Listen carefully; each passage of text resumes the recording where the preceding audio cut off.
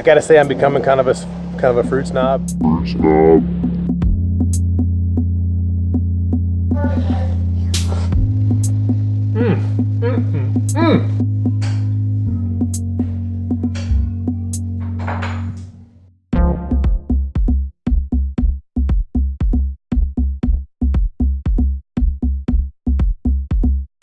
Wow.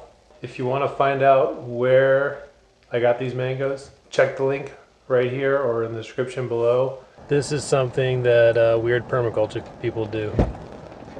Don't judge me. So I've been planting fruit trees and I need some nitrogen fixers. Well, guess what? This is down the street from my house. It's an abandoned lot. Those are called Leucaena. I've been actually pulling these out and planting them at my place, and for the most part they root in just fine and they want to be here and they're perfect.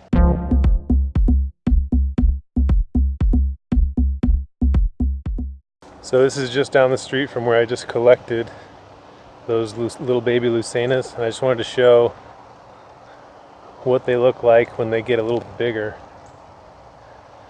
Right above me is a patch of Leucaena. At least that's what I'm calling it. I don't know if that's exactly pretty sure it's Leucaena. Anyway, it has these nice feathery leaves. They're really easy to rip down. This is just an abandoned lot.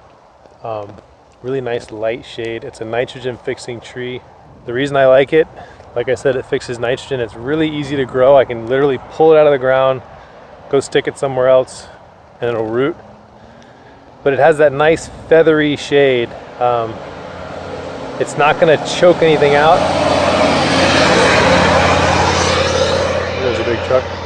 It's not going to choke anything out, and it's going to allow the light come in for my fruit trees, which is where I'm going to be planting these. And give them the early shade, give them some protection, give them some nitrogen, and then eventually they're just going to get cut down.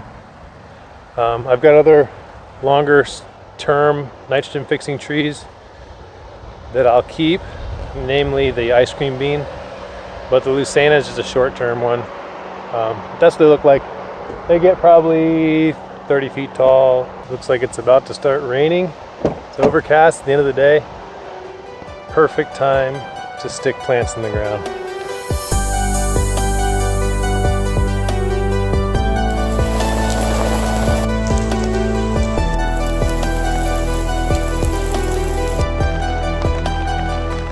All right, so here's what the trees I just pulled out. Here's one that I planted a couple months ago. If you can get the whole thing. A couple months ago.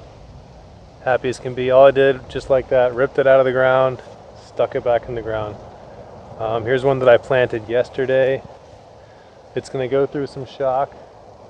So you can see the leaves are kind of closed up. Sometimes I'll snap the top of it off just so it doesn't have so much leaf mass to support. Sometimes I'll leave them on. They usually just survive anyway. Here's another one I did yesterday. But basically I'm just planting these. Here's one I did a couple weeks ago, or a couple months ago. You can see the difference. This one's nice and happy. Nice and happy. After the end of the year, it's probably going to be 15 feet tall, 10 feet tall, something like that. So I'm going to go put these other ones in the ground where I just planted my jackfruit trees. I've been mulching and planting. I'm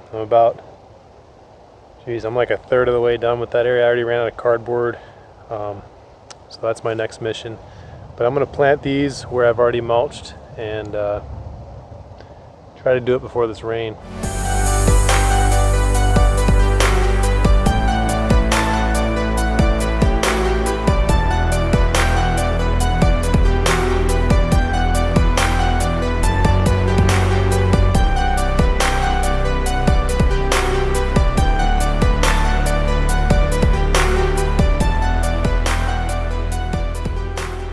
That's all there is to it. Trees are in the ground. I planted like, I don't know, 11 or 12 in a couple minutes. Used my heavy shovel to pierce through the cardboard and the underlying grass to make a little hole. There's another one right there. make a little hole, then shove the root system down, move the sand around to try to cover the roots, push them around, make them happy, replace the mulch, and move on with your life. One thing about planting like this, if they die, they die. It took me a second to pull them out of the ground, and it took me like 30 seconds to put them in the ground. So I haven't lost anything. I can do this all day. Even if I only get 10% take rate, it's still probably worth my effort. But I know I'll get better than that, especially right now. It's raining. It's hot. You can't really miss. This is when they want to grow. This is when they're going to take off. If you'll notice in the beds, this is all stuff I did today. Believe it or not. These little gingery looking things, those are called Chinese keys, or Tai Ginseng, or finger ginger, or crachai. There's a lot of names for them. Makes a little nice ginger root that you can eat raw, like little thin noodles looking things. And then over here I've got a red turmeric. The mounds are jackfruit trees. That's a orange crush jackfruit. There's a cantaloupe, one called Small, and then I've got my 1, my 2, and my 3. And I've got a bunch of other ones coming in pretty soon. But this whole area I'm kind of underplanting with different varieties of turmeric. This one right here, this little row here is a green rooted turmeric. I've got a flat of the blue turmeric. I've got another flat of yellow turmeric that I got from a Brazilian friend of mine who says they're the best ones you can get. Then I've got more of the Tai Ginseng over here. I collected a bunch of different types of canna lilies, and I've got passion fruit going up the existing tree. Just to give you some perspective, last week that palm tree was completely hidden. I didn't even know there was a palm tree in there.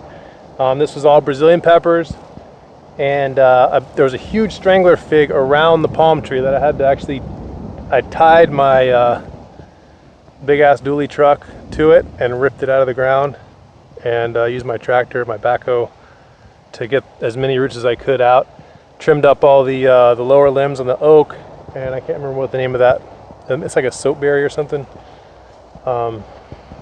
Anyway, that was all just invasive junk stuff that I pulled out, and I'm repurposing. I'm using the existing forest, and I'm extending the edge, because that's what we do in permaculture. Here, I'm going to stand up in the shade.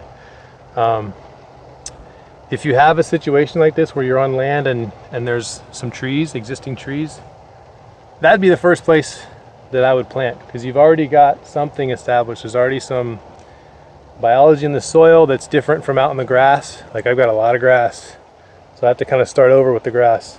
But here I've already got leaf detritus. There's all kinds of fungal activity already going on in the soil, and all I can do is enhance it. That's where I would start, and you can always extend the edge. You can always expand. Same thing I did over here. I started with these oaks and a whole lot of vines, and I cleared underneath, got most of the vines out, set the beds up, and then this year I expanded the beds out, and that's where all the new bananas and turmerics and jackfruits are. Over here is all seedling jackfruits. These are all grafted jackfruits. I'm gonna have, so far I'm gonna have 10 varieties of grafted, and I've got, I think, 6 varieties of seedlings. I've got probably 3 or 4 more that need to go in. So I'm probably gonna have 10 and 10 for now. We're gonna be trying them out, and I'm gonna be brutal. When something comes up and it doesn't taste good, it's getting cut down. And I'll just top work it with something that is good. The one thing I've noticed, the longer you're in the game with fruit trees, the more opportunities you get. I keep meeting new people, and I keep having access to more and better varieties, and I gotta say I'm becoming kind of a fruit snob, and if it's not good, it's not gonna stay. That's just the way it is. So I'm trying out a lot of things. I'm expecting some things to be great, and I'm expecting some things to not be great, but you have to try. and that's what I intend to do here. I'm going to try a lot of things. I'm going to find out what works, and then when I set up my nursery, I'm going to be able to say, hey, this is the best thing for here, and it tastes the best and it grows well here. That's my goal. Yeah, it's really starting to rain now. Anyway, I'm going to wrap it up. Hopefully you got something out of that. You can get nitrogen fixing trees pretty easy. You don't have to start from seed. If there's something locally available, it doesn't cost you anything to rip it out of the ground, go stick it in the ground, see if it happens, see if it works. Just try it out.